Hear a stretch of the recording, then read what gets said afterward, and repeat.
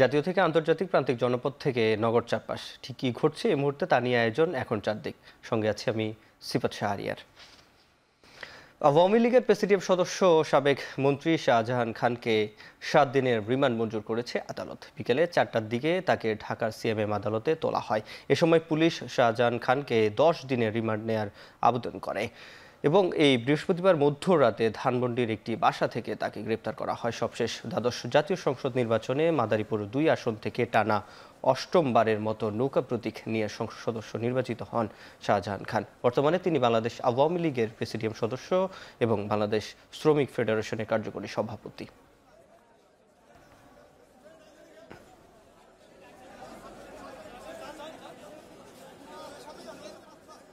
এই শাহজাহান খানের বিরুদ্ধে 14 দলের যে বৈঠক হয়েছিল, ছাত্র জনতা কোটা সংস্কার আন্দোলনকে প্রতিহত যে ঘোষণা দিয়েছিল, এই শাহজাহান খান একজন অন্যতম এই মামলার 23 নং জাহান্নামী আসামি। বিজ্ঞ আদালত ঘটনা শুনে এই যেহেতু আব্দুল মোতালিব মারা গিয়েছেন ঘটনাস্থলে, এর কারণে এই আসামির বিরুদ্ধে বিজ্ঞ আদালত সন্তুষ্ট হয়ে 7 দিনের রিমান্ড মঞ্জুর করেন। চট্টগ্রাম বন্দর থেকে শ্রীলঙ্কার কলম্বো বন্দর যাওয়ার পথে ইঞ্জিন বিকল হয়ে যাওয়ায় চট্টগ্রাম বন্দরে ফিরে আসছে রপ্তানি পণ্যবাহী জাহাজ HR ফারা। জাহাজটিতে 1197 TEUS কন্টেইনার ছিল। বন্দর সূত্রে জানা যায়, গত 3 সেপ্টেম্বর HR ফারা চট্টগ্রাম বন্দর থেকে কলম্বো বন্দরের উদ্দেশ্যে ছেড়ে যায়। জাহাজটিতে চলতি মাসের 8 তারিখ কলম্বো বন্দরে পৌঁছানোর কথা, কিন্তু মাঝপথে জাহাজটির মূল ইঞ্জিন সমস্যা দেখা দেয়, যা দ্রুত মেরামত করার প্রয়োজন দেখা যায়। ফলে জাহাজটি মাঝপথ থেকে চট্টগ্রাম বন্দরের দিকে ফিরে আসছে। এ জাহাজে থাকা বিপুল পরিমাণ রপ্তানি পণ্যের কী হবে তা নিয়ে তৈরি হয়েছে অনিশ্চয়তা। সাধারণত বাংলাদেশে আমদানি রপ্তানি হওয়া পণ্য সিঙ্গাপুর ও কলম্বো বন্দর দিয়ে ইউরোপ ও আমেরিকার বাজারে প্রবেশ করে।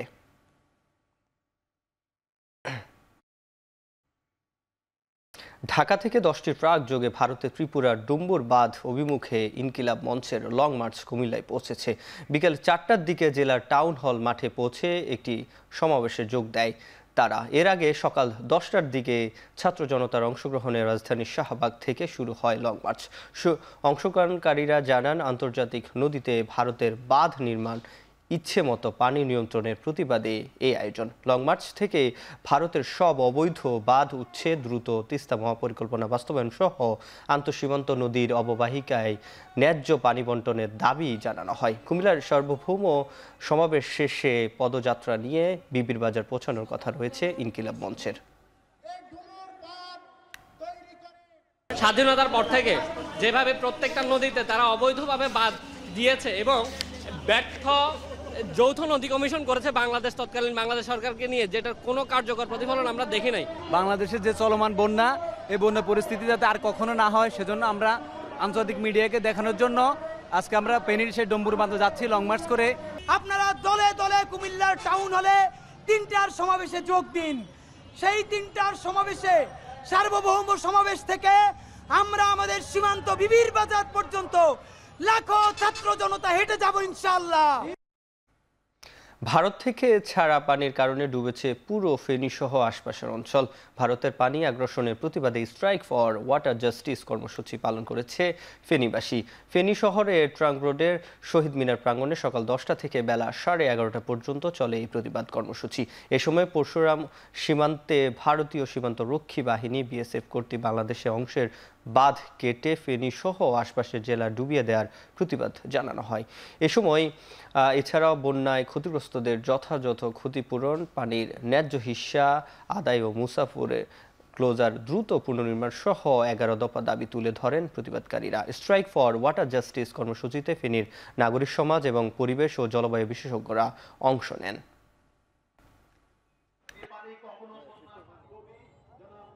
পানির ন্যায্যতা যেটির কথা আমরা বলছি, এই ন্যায্যতা আমরা গত 50 বছর ধরে আদায় করার চেষ্টা করছি। ন্যায্য পানি ওখান থেকে আলাদা দূরের কথা, বরং ফেনী নদীর পানি অবৈধভাবে উদ্ধার করা হয়েছে।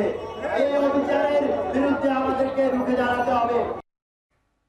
বন্যায় ক্ষতিগ্রস্তদের পাশে দাঁড়াতে আলোকচিত্র প্রদর্শনীর আয়োজন করেছে বাংলাদেশ ফটোগ্রাফিক সোসাইটি।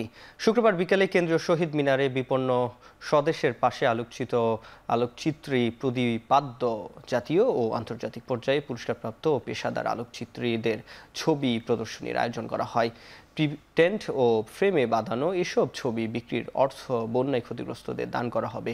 এতে সারা দেশ থেকে অংশ নেওয়া ২০ জন পেশাদার আলোকচিত্রীদের তোলা ৩২টি ছবি প্রদর্শিত হয়েছে। আলোকচিত্রীরা বলেন, নৈতিক দায়িত্বের জায়গা থেকে তারা বানভাসী মানুষের পাশে দাঁড়িয়েছেন। এই সময় প্রদর্শনীর ছবিগুলো কিনে বানভাসীদের সহযোগিতার আহ্বান জানান তারা। ছবি দিয়ে যদি আমরা বিক্রি করে যদি যেটা পাবো সেটা আমাদের একদম অন্তরের থেকে একটা মানে সাহায্য হবে।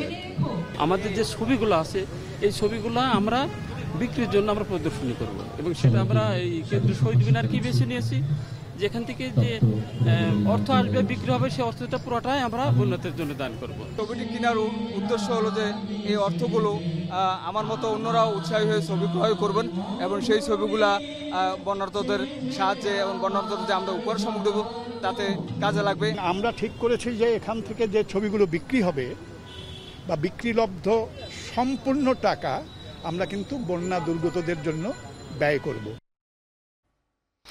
ঢাকা চট্টগ্রাম মহাসড়কের কুমিল্লা চৌদ্দগ্রামে স্টার লাইন পরিবহনের যাত্রীবাহী বাসের ধাক্কায় মাইক্রোবাসে থাকা একই পরিবারের ৩ জন সহ মোট ৪ যাত্রী নিহত হয়েছে।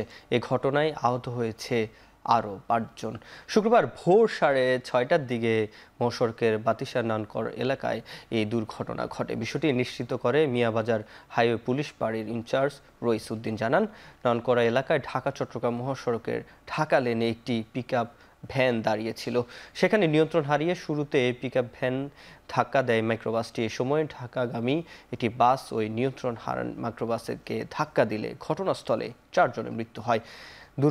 দুর্ঘটনা কবলিত বাস এবং মাইক্রোবাস জব্দ করে পুলিশ। আহত 5 জনকে স্থানীয় হাসপাতালে ভর্তি করা হয়েছে। যাবার পথে চৌদ্দগ্রাম আইসিআর এই স্টার লাইনে যে আর মাইক্রোবাসের মারি দিছে, মারা দেওয়ার পিছিয়ে থেকে মারি দিছে। মারা দেওয়ার পরে ভাই মারা গেছে, আমার ভাই মামুন মারা গেছে, তার ছেলে মারা গেছে, তার শাশুড়ি মারা গেছে, তারপরে ড্রাইভার ভাই মারা গেছে। মোট 4 জন মারা গেছে। তার ওয়াইফ আছে, ওয়াইফের অবস্থা, তার ভাড়া আছে, ওদের অবস্থা ভালো না, ওদের অবস্থা সিরিয়াস। রাজধানীর বাজারে বেড়েছে ইলিশের সরবরাহ। এদিন অন্যান্য মাছের দাম অপরিবর্তিত থাকলেও দাম কমেছে ইলিশের। বড় সাইজের ইলিশ গত সপ্তাহে 2000 থেকে 2200 পর্যন্ত বিক্রি হলেও এই সপ্তাহে 1600 থেকে 1800 টাকায় বিক্রি হচ্ছে। বাজার ঘুরে দেখা গেছে কয়েকদিন আগেও যে মরিচের দাম 200 টাকা কেজিতে বিক্রি হয়েছে তা এখন 40 টাকা কমে হয়েছে 160 টাকা। এছাড়া সাম্প্রতিক বন্যায় অনেক খামার নষ্ট হওয়ায় উৎপাদন কমেছে মুরগি ও ডিমের। বাজারে সরবরাহ কমে যাওয়ায় কিছুটা বেড়েছে দামও। সোনালী ও ব্রয়লার মুরগি কেজিতে 15 থেকে 20 টাকা বেড়ে হয়েছে 250 থেকে 260 টাকা এবং 165 থেকে 170 টাকা। আর ডজন প্রতি 10 টাকা বেড়ে ডিমের দাম হয়েছে 155 থেকে 160 টাকা। এছাড়া কাঁচা বাজারে অন্যান্য নিত্য প্রয়োজনীয় খাদ্যপণ্যের সরবরাহ পর্যাপ্ত দেখা গেলেও দাম প্রায় অপরিবর্তিত রয়েছে। প্রতিটা জিনিসের দাম একটা কমছে 20 টাকা 30 টাকা, আমার একটা দাম 50 টাকা 30 টাকা 40 টাকা পাচ্ছি। গত সপ্তাহে 200 টাকা ছিল, 180 টাকা ছিল, কালকে আজকে হলো 160 টাকা। আর দেশি মুরগির দাম ছিল এখানে একটু দাম কমছে হলো 40 টাকা কেজিতে কমছে, আগে ছিল 200, এখন 160 টাকা। গত সপ্তাহের তুলনায় এই সপ্তাহে কেজিতে প্রায় 10-15 টাকা বাড়ছে। বাড়ার উদ্দেশ্য হলো মনে করেন আপনি যে খামারগুলো পানি উঠছে ওই খামারগুলো মুরগি মনের বেটারা দাম যা পা যার জন্য খালি করছে। ব্রয়লার মুরগি গত সপ্তাহে 60 টাকা 65 টাকা বেচছে, এই সপ্তাহ 5 টাকা কেজিতে বাড়ছে। ব্রয়লার 170 টাকা বেচতেছে। আর সোনালিটা মনে করেন গত সপ্তাহে বেচি 240-30, আর এই সপ্তাহ 250 টাকা। এখন চারদিকে নিচ্ছে একটা বিরতি, ফিরছি একটু পরেই।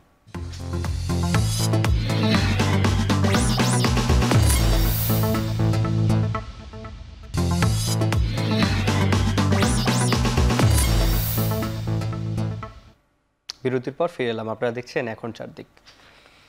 বৈষম্য বিরোধী ছাত্র আন্দোলনে নিহত মীর মাহফুজুর রহমান মুগ্ধর স্মরণে খুলনা বিশ্ববিদ্যালয়ে দোয়া মাহফিল অনুষ্ঠিত হয়েছে। জুমার নামাজের পর বিশ্ববিদ্যালয়ের কেন্দ্রীয় জামে মসজিদে এই দোয়ার আয়োজন করা হয়। দোয়া মাহফিলে উপস্থিত ছিলেন মুগ্ধর বাবা মীর মোস্তাফিজুর রহমান ও তার 2 ভাই। এই সময় মুগ্ধের বাবা ছেলেকে নিয়ে স্মৃতিচারণ করেন।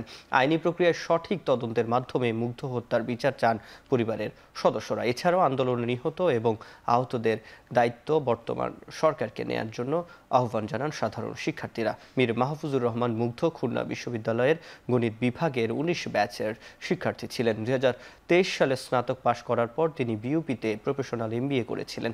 গত 18 জুলাই রাজধানীর উত্তরায় বৈষম্য বিরোধী ছাত্র আন্দোলনের পুলিশের গুলিতে নিহত হন তিনি।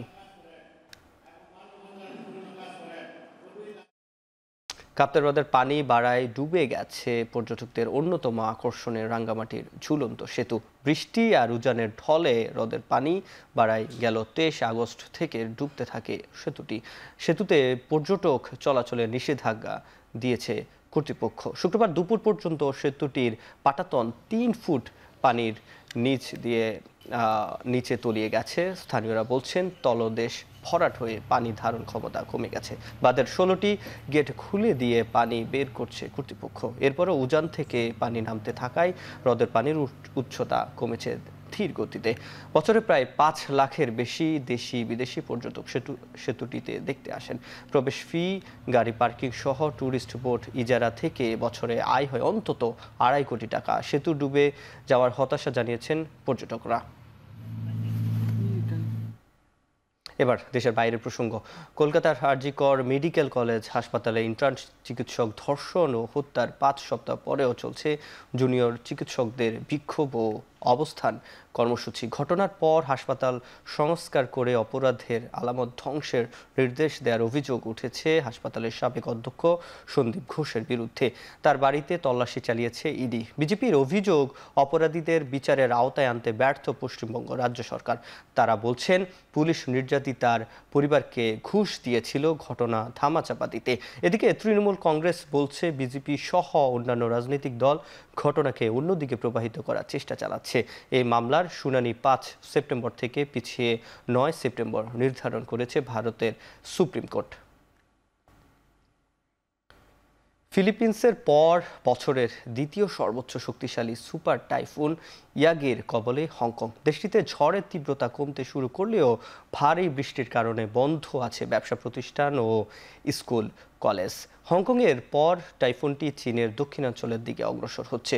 বিবিসির তথ্য অনুসারে শুক্রবার দিনের শেষ ভাগে চীনের অন্যতম জনপ্রিয় পর্যটন নগরী হাইনানে আঘাত হানতে পারে ইয়াগি। ঝড়ের ক্ষয়ক্ষতি এড়াতে টানা দ্বিতীয় দিনের মতো চীনের দক্ষিণাঞ্চলে বন্ধ রাখা হয়েছে ট্রেন ও নৌপরিবহন। বাতিল করা হয়েছে অসংখ্য ফ্লাইট। চলতি সপ্তাহের শুরুতে ফিলিপিন্সের তাণ্ডব চালায় টাইফুন ইয়াগি। ভারী বৃষ্টির প্রভাবে সৃষ্ট বন্যা ও ভূমিধসে প্রাণহানি হয় অন্তত 13 জনের। ধারণা করা হয়েছে সেখানে থেকে দ্বিগুণ শক্তি অর্জন করে ঝড়টি ধেয়ে আসছে চীন অভিমুখে। টাইফুনের কেন্দ্রে বাতাসের গতিবেগ ঘন্টায় 240 কিলোমিটার পর্যন্ত রেকর্ড করা হয়েছে।